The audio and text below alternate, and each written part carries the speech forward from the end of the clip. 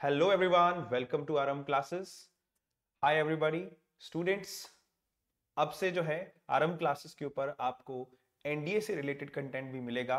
तो एनडीए में जो साइंस पोर्शन आता है उसको भी आपको कवर करने का चांस मिलेगा RM क्लासेस के ऊपर।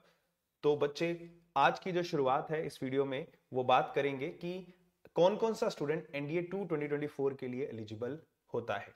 तो सबसे बड़ा सवाल किसी भी एस्पिरेंट के मन में यही आता है कि क्या वो एनडीए का एग्जाम के लिए एलिजिबल है या नहीं है। तो मैं स्पेसिफिकली बात करूंगा हमारे एनडीए 2 2024 के एग्जाम की, जो आपका 1 सितंबर को होने वाला है। तो लगभग हमारे पास 5 मंथ्स का जो है टाइम बचता है जिसमें हम इस एग्जाम को प्रिपेयर करेंगे। तो बच्चे, मैं जो बात करूंगा एलिजिबिलिटी की, उसमें एजुकेशनल एलिजिबिलिटी क्या चाहिए और एज के बेसिस पे हमारी क्या क्या एलिजिबिलिटी होनी चाहिए, और आपका जो स्ट्रीम है 12th क्लास का 11th क्लास का, उसके बेसिस पे आप किस जो है ब्रांच को अप्लाई कर सकते हैं, उन सारी चीजों को हम इस वीडियो के अंदर डिस्कस करेंगे। तो स्टार्ट करते हैं हमारे इस सेशन को। तो सबसे पहले बात करेंगे हम, जब एलिजिबिलिटी की बात करते हैं तो आप में से आपको पता ही है कि बहुत सारे स्टूडेंट्स साइंस बैकग्राउंड से बिलोंग करते हैं जो एनडीए का एग्जाम देते हैं, लेकिन बहुत सारे स्टूडेंट ऐसे भी होते हैं जो विदाउट साइंस भी एनडीए का एग्जाम देते हैं, मतलब आर्ट्स वाले कॉमर्स वाले बच्चे भी एनडीए का फॉर्म भर सकते हैं। तो एनडीए की बात करते हैं, तो एनडीए में जो है नेशनल डिफेंस एकेडमी की अगर मैं बात करूं तो हमारे पास 3 ब्रांचेस बोलेंगे, या मेनली 4 जो है ब्रांचेस आपके पास आती है। तो एक आपका आर्मी विंग आता है जिसमें आप अप्लाई कर सकते हैं, दूसरी आपकी इंडियन नेवी आती है, ठीक है, तीसरा आपका आता है एयरफोर्स, और चौथा हमारे पास आता है, इसकी पोस्ट जो है वो अलग से होती है, दैट इज नेवल एकेडमी। तो अब इन चारों में से कौन सा स्टूडेंट किस में एलिजिबल है उसको देखते हैं। तो सबसे पहले बात करेंगे कि एनडी का एग्जाम कौन कौन सा बच्चा दे सकता है। तो अगर आपके पास 12th क्लास में फिजिक्स, केमिस्ट्री एंड मैथमेटिक्स है, मतलब आप एक नॉन मेडिकल स्टूडेंट हैं, जैसे आप बहुत सारे नॉन मेडिकल स्टूडेंट जेई की ही प्रिपरेशन कर रहे होते हैं, तो वो एनडीए के लिए एलिजिबल होते हैं। दूसरे हैं ऐसे स्टूडेंट जो बायो वाले हैं, जिनके पास पीसीबी है, मतलब फिजिक्स केमिस्ट्री और बायोलॉजी है, वो भी एनडीए का एग्जाम दे सकते हैं। पीसीएमबी जिनके पास चारों हैं वो तो दे ही सकते हैं।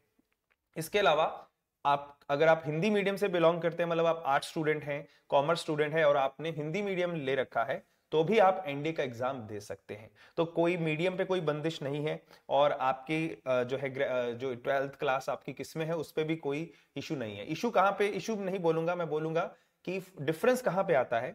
तो अगर आपके पास फिजिक्स, केमिस्ट्री और मैथमेटिक्स ये तीनों हैं, तो आप जो हैं आप सभी ब्रांचेस के लिए, मतलब आप आर्मी के लिए, आप नेवी के लिए, आप एयरफोर्स के लिए, और आप जो है नेवल एकेडमी के लिए, चारों के लिए एलिजिबल होते हैं। आप चारों के चारों भर सकते हैं और चारों में आपका सिलेक्शन हो सकता है। इसके अलावा अगर आपके पास मैथ्स नहीं है, आपके पास फिजिक्स नहीं है या मैथ्स नहीं है, स्पेशली मैं बोलूं, तो आप सिर्फ और सिर्फ आर्मी का ही जो है पोस्ट भर सकते हैं। तो जो बच्चा आर्ट्स बैकग्राउंड से बिलोंग करता है, जिसके पास आर्ट्स है, कॉमर्स है, मतलब फिजिक्स और मैथ्स नहीं है, वो स्टूडेंट्स, इवन पीसीबी वाले भी, वो सिर्फ और सिर्फ आर्मी के लिए एलिजिबल हैं। लेकिन घबराना नहीं है, दिल छोटा नहीं करना है, क्योंकि आर्मी के अंदर सबसे ज्यादा पोस्ट होती हैं।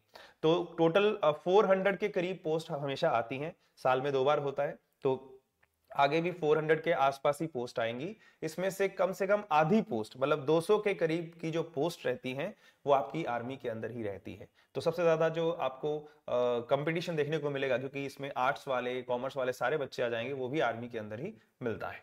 तो ये हो गया हमारा एजुकेशनल क्वालिफिकेशन की एजुकेशन के बेसिस पे हम एनडी के लिए एलिजिबल कैसे कैसे हैं। ठीक है, तो आपको पता चल चुका है। अब दूसरी बात करते हैं, जो डाउट सबसे ज्यादा रहता है, और ये ऐसा डाउट है कि स्टूडेंट्स का क्लियर नहीं होता है, तो मैं एक ही लाइन में क्लियर करूंगा, वो है एज को लेकर इशू। क्योंकि अगर आप एनडीए का नोटिफिकेशन देखेंगे तो वहां पे लिखा होता है कि अगर आपकी एज 16.5 से लेकर 19.5 के बीच में है, मतलब आप 16.5 से 19.5 साल के बीच में हैं, तो आप एनडीए के लिए एलिजिबल हो जाते हैं। लेकिन हर बार जब भी नोटिफिकेशन आता है तो एनडीए एक डेट फिक्स करता है कि इस डेट से लेकर इस डेट तक आपका डेट ऑफ बर्थ होना चाहिए, मतलब वो इसको कम फॉलो करता है, इस चीज को, उस डेट को ज्यादा फॉलो करता है।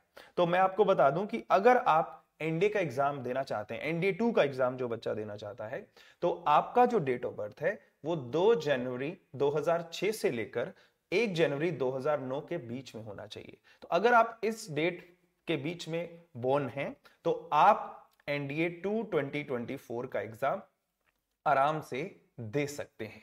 सिमिलरली अगर कोई बच्चा इस वाला ये जैसे जो 12th क्लास वाला है उसने सोचा है कि मैं सर एनडीए 1 2025 का एग्जाम दूंगा, तो उसके लिए जो है क्वालिफिकेशन क्या चाहिए, तो उसके लिए क्वालिफिकेशन मतलब उसका एज एलिजिबिलिटी क्या होना चाहिए, तो उसका हो जाएगा कि उसका जो डेट ऑफ बर्थ है वो 2 जुलाई 2006 से लेकर, ठीक है 2 जुलाई 2006 से लेकर 1 जुलाई 2009 के बीच में होना चाहिए, ठीक है। तो उसका ये एज एलिजिबिलिटी हो जाएगा। अब दूसरी चीज जो बहुत सारे स्टूडेंट सोचते नहीं है वो है कि आपको अगर एनडीए का एग्जाम देना है तो आपको 12th अपीयरिंग होना पड़ेगा, ठीक है। आप 11th क्लास में ही अगर एनडीए देने का सोच रहे हैं तो आप नहीं दे सकते। क्यों? क्योंकि पहले चल जाता था, अब जो है यूपीएससी जो है वो एक स्टैंडर्ड एक छोटा रजिस्ट्रेशन करवाता है, जो रजिस्ट्रेशन परमानेंटली वैलिड रहती है, स्टोर रहती है। मतलब आपने सिर्फ जैसे आप आगे चल के अगर यूपीएससी का कोई और एग्जाम भी देना चाहेंगे, आपका इंफॉर्मेशन वहीं से उठाएगा। तो वन टाइम इंफॉर्मेशन फिल होगी, वहां पे अगर आपने गलत भर दिया तो आपका जो है वो सारा फॉर्म गड़बड़ा जाएगा। इसलिए 12th अपीयरिंग होने चाहिए। तो 12th क्लास के स्टूडेंट ही एनडीए 2 2024 का एग्जाम लिखिए या पास आउट लिखिए, 11th वाले मत देना, ठीक है। अब तो ये हमारा जो है सारा एलिजिबिलिटी का जो है फंडा है। ओके, तो आई होप आपके काफी जो है चीजें क्लियर होगी होंगी। अब इसके बाद बात करते हैं इंपॉर्टेंट डेट्स के बारे में कि जो हमारा एनडीए का एग्जाम होगा एनडीए 2 2024 उसका नोटिफिकेशन कब आता है। तो अगर आप जानना चाहते हैं तो आप यूपीएससी का कैलेंडर देख सकते हैं, जो उनकी वेबसाइट पे पड़ा है, वहां पे साफ साफ लिखा है 15 मई को नोटिफिकेशन आ जाएगा। मतलब 15 मई से आपके फॉर्म फिलिंग शुरू हो जाएंगे और 4 जून आपकी लास्ट डेट रहेगी। और एनडीए का एग्जाम 1 सितंबर को होना है। मतलब आपके पास अप्रैल, ठीक है, मई, जून, जुलाई और अगस्त जो है ये 5 मंथ है, क्योंकि 1 तारीख को एग्जाम है ना। तो 5 महीने हैं। So these 5 months are sufficient. अगर आप अभी से प्रिपरेशन को स्टार्ट करना चाहते हैं तो 5 महीने इनफ है। तो अगर आप एनडीए 2 2024 देना चाहते हैं और चाहते हैं कि आप पहली बार में निकाल पाए तो अपनी प्रिपरेशन अभी से स्टार्ट कर दीजिए, ठीक है। तो स्टूडेंट्स, प्रेपरेशन स्टार्ट करने से पहले मैं आपके साथ एक बहुत ही इंपॉर्टेंट बात कहना चाहूंगा कि बहुत सारे बच्चे जब प्रेपरेशन करते हैं तो वो एक प्रॉब्लम फेस करते हैं। वो प्रॉब्लम क्या होती है कि वो डरते हैं, वो ये सोचते हैं कि शायद हमारा हो कि ना हो। वो प्लानिंग नहीं करते हैं, वो बस ये सोच के जाते हैं कि कट ऑफ क्लियर हो जाए, बाकी बाद में देखी जाएगी। या र्यूमर सुनते हैं कि एसएसबी बहुत मुश्किल होता है, नहीं निकलता है ये वारा। तो बच्चे सीधी सी बात कहूं, एनडीए का जो एग्जाम है वो आपके टेम्परामेंट का भी टेस्ट होता है। तो जब आप इस एग्जाम की प्रेपरेशन करने बैठेंगे, क्योंकि वो टेम्परामेंट आपकी एसएसबी में झलकेगी लेकिन वो प्रेपरेशन में भी होनी चाहिए, तो आपको सबसे पहले अपने आप को बिलीव दिलवाना है कि आप निकाल सकते हैं। You need to believe in yourself. और याद रखना, नथिंग इज इम्पॉसिबल। बच्चा पहली बार में भी निकालता है, चौथी बार में भी निकालता है, ठीक है ना। तो पेपर निकालते हैं। बस सबसे जरूरी चीज है बिलीव इन योरसेल्फ। क्योंकि अगर आप खुद पे बिलीव नहीं करेंगे तो अगर, ठीक है, तो कोई दूसरा कब करेगा, है ना। तो सबसे जरूरी चीज यही याद रखनी है कि अगर आप इस एग्जाम को प्रिपेयर करना चाहते हैं, first you need to believe कि आप इसे क्रैक कर सकते हैं, ठीक है। ये चीज क्लियर होनी चाहिए, इसमें डाउट नहीं होना चाहिए। उसके बाद होता है कि कैसे करना है, क्या क्या पढ़ना है, कैसे पढ़ना है, कहां प्रैक्टिस करनी है, वो चीजें तब जाके काम आती है। तो first believe in yourself, then आपको हम बताएंगे कि आप कैसे कैसे प्रिपरेशन कर सकते हैं, उसको फॉलो कीजिए and you will definitely crack this exam. So students, बस अगर आप एनडीए 2 प्रिपेयर करना चाहते हैं तो लग जाइए, और हम आपके लिए ऐसे ही कंटेंट लाते रहेंगे ताकि आप एनडीए के लिए अपडेटेड रहिए। So thank you everyone.